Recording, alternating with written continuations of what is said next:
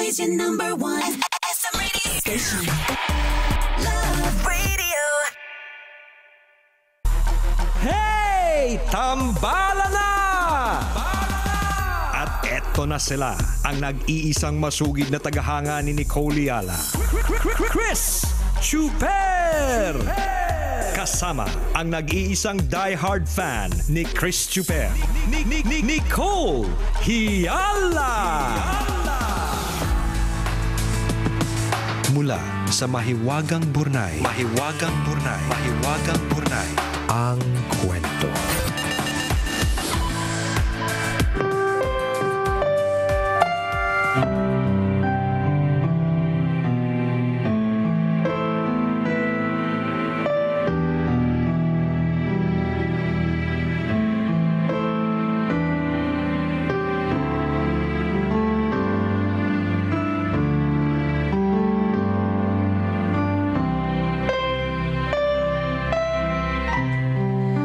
Stress na ng madaling araw, pero wala pa rin akong humpay sa pag-scroll sa FB ko para pagurin ang mga mata at makabalik sa pagtulog.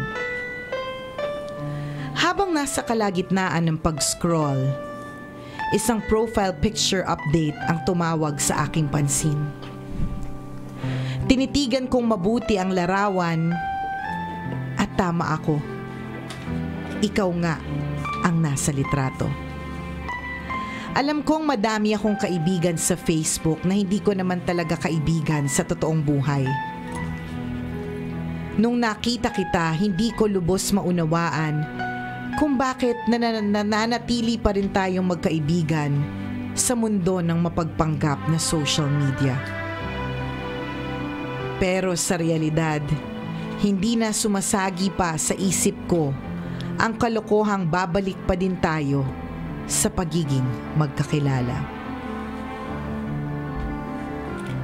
Habang mas lumalalim ang gabi, nakita ko na lamang ang aking sarili na binabrowse na ang profile mo. May asawa ka na pala at isang anak. Kitang-kita sa mga mata mo ang kaligayahan. At aaminin ko, mas lumaki na nga ang mga ngiti sa labi mo. Nagbago na rin ang mga prioridad mo sa buhay.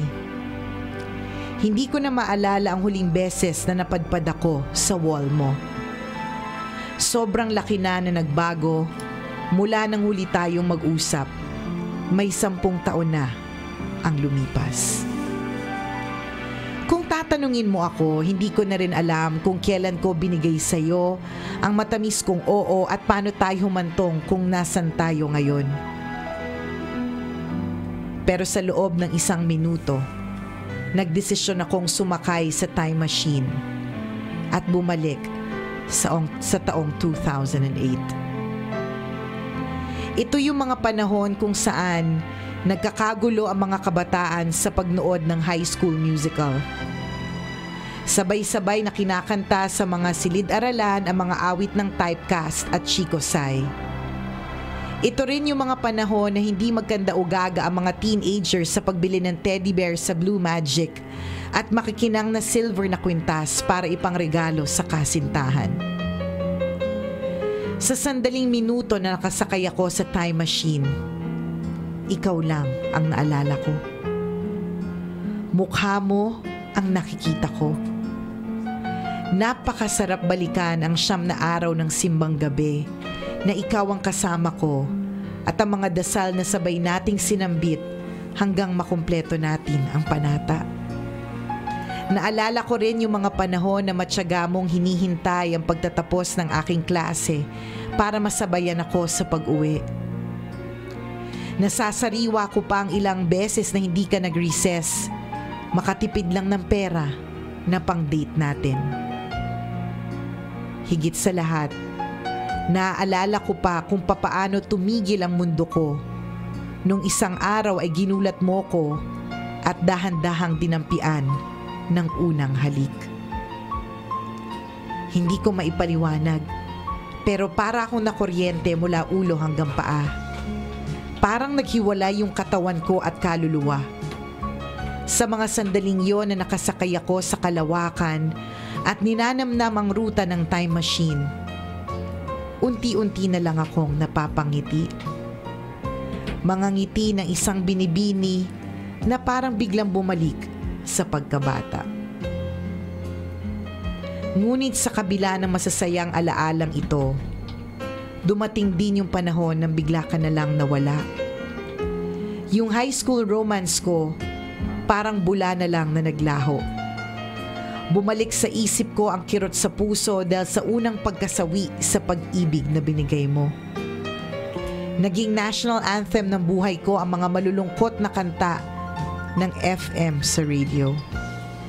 Napagkamalan ako ng nanay ko na miyembro ako ng isang frat dahil hindi na halos ako lumalabas ng kwarto. Sinabayan ko si Popoy sa pagkalugmok ng iwan siya ni Basha.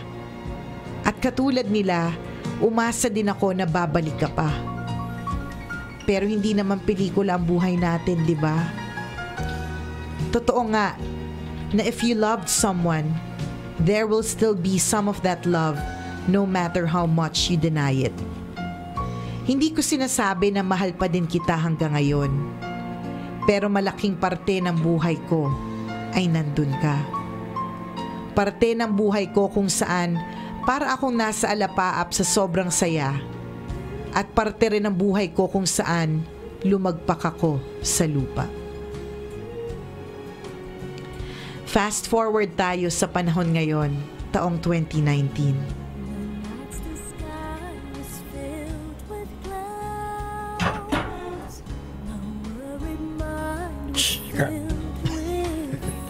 Panahon kung saan stress ako sa trabaho, nagbabayad ng monthly amortization ng bahay, kotse at kaliwat ka ng mga bills.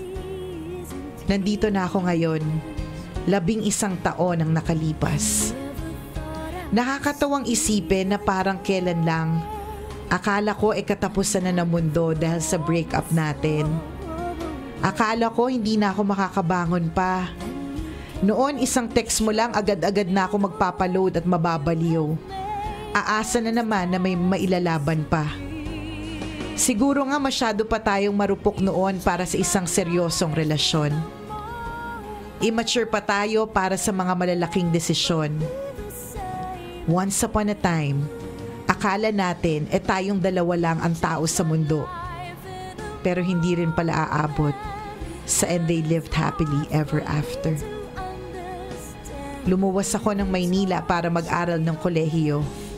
Bit-bit ang napakarami kong pangarap sa buhay.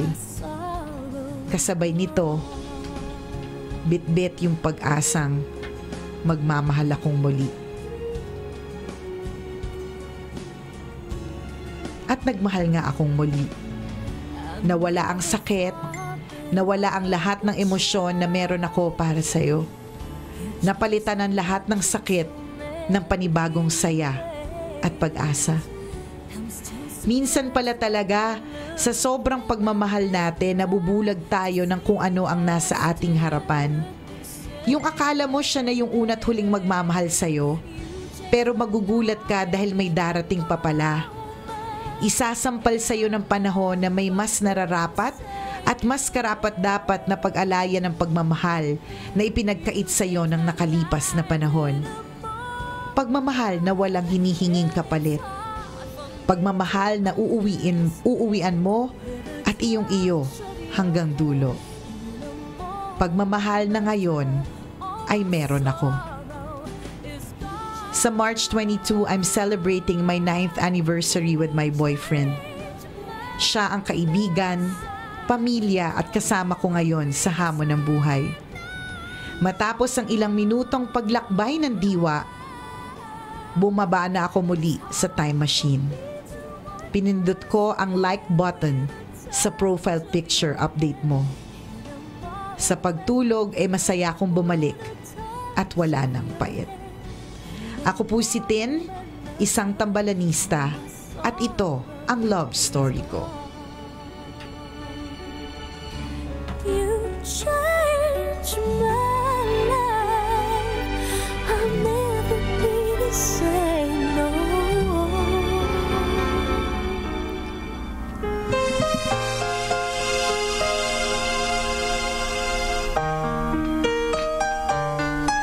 throwback si ate girl eh. Oo nga eh. Ang title na Mahiwagang Burnay, Pag-ibig na throwback. Sarap naman nun. Pag first time talaga, hindi mo makakalimutan eh. No? Tama. At maraming nakaka-relate. Ang daming related. Oh. Daming But mga nag-message. sobrang natuwa talaga ako dun sa after mong bumaba sa time machine, you liked his profile picture. Isa itong indikasyon that you are already okay. Na talagang isang validation na okay ka na at literally talagang seryoso, masaya ka na para sa kanya. 'Di ba? Na parang tanggap mo kung ano nangyari sa inyo, tanggap mo na meron kayong history at tanggap mo na wala na kayong future. 'Di ba? Napaka significant yung sa pagbaba ko ng time machine, nilike ko ang profile picture na in-update mo. Alam mo, I'm sure siya din, matutuwa din siya pag nakita mo niya yung like mo. Kasi wala nang bitterness sa puso ninyo, wala nang di ba? pait. Correct. Isang magandang manifestation yun na talagang natanggap nyo na sa isa't isa na mayroon na kayo kanya-kanyang buhay. Di ba wala nang maghahabol, wala nang iiyak every time na makikita kung ano man update sa kanyang Facebook account o kung ano mga Tsaka account ang tagal yan. na lumipas, ilang years, di ba? Hindi niya na nga alam na friends pa pala sila sa FB eh, Correct. di ba? Maaring noon naging bitter ka sa kanya, iniyakan mo, nagalit ka sa kanya, pero ngayon parang gusto mo nila magpasalamat sa kanya, no? Kasi minsan sa buhay mo napasaya ka napasaya ka niya. Yun naman yung purpose ng mga kapag ka naka-move on ka na, magpapasalamat ka na naging part sila ng buhay mo. Correct. Kasi yun nga, di ba? Natikman mo yung klase ng pagmamahal na pwede nilang ibigay, di ba? Totoo yan. Naranasan mong umiyak, naranasan mong kiligin, naranasan mong makuryente mula ulo hanggang paa. Correct. Diba? Klarong-klaro nga yung pagkakwento niya ng unang halik nila eh. Tama, di ba? Ramdam na ramdam namin yung diba? yung kuryente. May kuryente pa nga. Oo. Na ganun pala. Ang maganda sa lahat na sagot yung biggest question na what if? Yung ganun. Correct. Natuldo ka na wala na pala talaga. Wala na talaga. Kasi may acceptance Correct, di ba? And we are happy that you shared your throwback story. Lahat tayo meron kanya-kanyang throwback eh. Nakakatuwa kasi naalala mo pa. Kasi ako wala akong masyado matandaan. Kasi sobrang dami po. Sino nga yun? Saan na kami nang galing? Nag-mix up na yung event. Siya kasi isa lang kaya natandaan niya. Yung sana sasabihin ko, tandang-tanda mo lahat. Siguro isa lang yan. Di ba? Kasi for you to remember everything. Kasi halimbawa, okay, mag-iisip ako ng isang Sino ex. sa kanila? Diba? Kunyari, mag-iisip ako ng isang ex. Okay. Okay, sige. Okay, Isip ko na siya. meron na. Meron Okay, na. now next question is, saan Okay. kayo unang nagpunta? Mega Mall. Mega Mall. Parang alam ko na kung sino to. Mega Mall. Anong suot niya? Baduy. Bakit mo nasabing baduy? Kasi Kasi, yung polo niya may t-shirt sa loob. oo. Oo. Tapos ang pangit ng shoes niya pang matanda. Tapos anong kulay ng pantalon niya? Brown. Yung kulay ng polo niya? Ay, hindi ko na matandaan. Basta parang baduy, yun yung tanda ko. Pero Okay. yung, sige, ano pa? Okay. So pagkatapos yung magkita sa Mega Mall, saan kayo pumunta? Ay, hindi ko na matandaan. Kunyari ka? Chikadora. Ikaw pa, di ka papayag na walang walang ganap. Wala na akong maalala nun. Tumirik mata ko eh. Nakalimot ako. Nawala ako sa wisyo. Grabe ka sa akin, partner. Ha? Hindi ko, Pero kilala ko na kung sino yung tinutukoy mo. pero wala na May ako. at least may natandaan ka. Meron ako sige, magtanong ka pa. Tingnan ko kung meron ako. Okay. Sino sa mga... Dito siya pa din. Siya pa rin. Oo. Okay. Ano yung dinala mo sa kanya dati? Papunta ng Batangas. Gitara. Specific. Ako pala marami naalala. Hindi ka marami ka naalala. Hindi, meron ka matatandaan. Okay. Bits and pieces, di ba? But you don't remember everything. Okay, I tama remember yun. the boy, but I don't remember the feeling anymore. Okay. I remember. Kaya kumanda na. Kinanta naman. Hindi na pigilan ng sarili. Di ba? So, Ikaw, may natatandaan ka pa rin. Ikaw. Wala ako, kinalimutan ko na Oh, lahat. sige mo, dali. Wala. Ang isa lang maganda nito, yung mapagtatawanan mo lang din siya in the totoo yun. future, di At saka ba? magpapasalamat ka talaga sa taong yun. Kasi totoo nga naman na nakikilala natin ang sino mang tao. Hindi lang yung mga nagiging jowa natin. Yung mga nagiging kaibigan, classmates, kapitbahay, nakikilala natin sila for a reason. Correct, totoo May yan. dahilan na yung iba sasaktan tayo, yung iba tatraidorin tayo, yung iba naman tuturuan tayo, di ba? Some of them will bring Agree. the best in us. Correct. Tama. Or they can also bring the worst in us, di ba? And Yes. the bringing out the worst will also bring out the best kasi Yes. may matututunan ka doon, di ba? At yun yung ipinupunto na Mahiwagang Burnay, kaya minsan masarap mag-throwback eh. At saka maswerte yung mga tao, yung mga naging ex nila, naging friend nila. Maganda rin yun. Oo, may ganun wala din. akong ex na friend. Bakit? Siguro FB friend. Pero 'di ba hindi tama nga 'di ba si Oo. si girl na hindi lahat ng friends mo sa FB ay tunay mong friends sa tunay na buhay. Wala akong ex na friend. Lahat kasi Lahat may atraso. at may utang. Hindi lahat siguro hindi maganda yung Ayun, posible ganun. Kaya nga maswerte yung mga na, kumbaga natapos yung relasyon nila na maayos, na naging friend sila. Ay, ako, tangin nyo, sorry hindi pa rin ako naniniwala. Exes can never be friends. Lagi ko siyang ewan ko, it's gonna be a long debate, pero para sa akin, exes can never be friends. Siguro pwede. Depende sa Oo, experience. siguro depende sa experience, tsaka siguro depende sa panahon. Siguro kung naman kung mga 62 na kayo, alam ka naman may pa, di ba? Hindi ko sure. Sino sa mga ex mo yung sinama ka sa bahay nila? Natatandaan mo ba? Oo naman, natatandaan ko. Okay. So nakikita na namin yung malagim mong nakaraan. Ano ginawa niyo nung sinama ka sa bahay niya? Pinakilala sa mga magulang. Etong Hindi, kanto. iba yung kwento mo dati eh. Kwento mo dati, sinama ka sa bahay kasi walang tao. Wag po kayo nagpapakilala dito. Buti na Sabi lang, niyo, walang tao sa bahay, bunda ka. buti na lang walang Facebook Live. Hindi mare-record Walang replay. to. Walang replay. Chusera to si Chuper. Di ba bakali? Bakit ganyan na? Ikot ka na ikot sa puan mo. Hindi, makati yung panty ko. Ay, nako, nakaka-lurks. Masarap ma-in love mga kaibigan. Pero kailangan konting alalay lang din. Hindi, tsaka yung masaktan is also part of being in love. Yes. Kailangan mo tanggapin Kaakibat lagi yun. Hindi, not necessarily na magbe-break kayo pero during the course of your relationship, may mga moments talaga ma-hurt ka. Mag-aaway kayo, iiyak ka talaga. Oo, may issue ka sa kanya, may issue sa sayo, ganun. Ganun yung talinhaga ng pag-ibig. Tama tangayan nyo? Tama dyan. Di ba? Importantatious kabisya maging open lang sa pag-ibig. Basta siguraduhin mo lang, hindi ito pinagbabawal na pag-ibig. Yan. Maging wais din sa pag-ibig para hindi ka naloloko. Para hindi ka naaabuso. Tsaka okay sa akin maraming ex. Kasi Maraming kwento, makulay. Totoo yun. Kasi pag maraming ex, malandi agad. Hindi ba pwedeng you have so much love to give? Diba? Totoo. Masyado kang mapagmahal. Madami kang pagmamahal na pwedeng ibigay. Tsaka, hindi ba pwedeng in the search for that one? Malandi agad, super. At saka yun yung nagbibigay sa atin ng talaga magandang kulay. Oo. Diba? Ang buhay pag-ibig. Tama. Isang malaking check ng Pink na Ballpen. Good luck sa pagiging in love and good luck sa iyong relationship na yung pagiging boyfriend mo dyan sa karelasyon mo ngayon maging asawa na din in the future if you're really meant to be for each other. At kung ikaw, Kabisyo, meron kang kwento para sa amin, pwede mo kaming i-email. Send your stories at mahiwagangburnaystory@gmail.com. Malay mo, kwento mo ng ating pag-uusapan sa mga susunod na araw. Kaya send na. Corrected by Gotta Go, mga Kabisyo. Enjoy the rest of your day. Muli ako po si Nicole Yala. At ako naman si Cambio King Chris Chuper. Na nagpapaalala, walang matatag na relasyon sa malanding may determinasyon. Yun! Ang programang